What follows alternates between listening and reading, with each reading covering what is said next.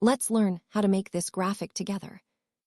First, insert a rectangle shape and resize it to 6 centimeters for both width and height. Then go to Rotate, and in the drop-down select More Rotation options. In the menu appearing on the right side, type in a rotation value of 45 degrees. Then duplicate the shape and resize to 5 centimeters for both width and height. Select both shapes and align them in the center as well as the middle. Then group both of the shapes. Now duplicate 3 more times and arrange them around the initial rectangle so that the unit of all shapes creates a bigger rectangle.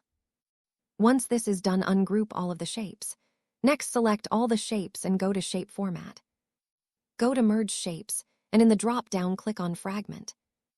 Then delete all the remnants of the outer rectangles. Your shape is now completed, and you can add shadows and colors.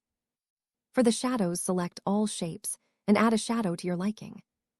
Then select each of the rectangles and fill them in based on your preferences or based on brand colors.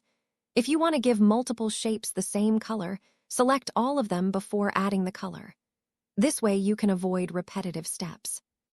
And there, you have your final graphic.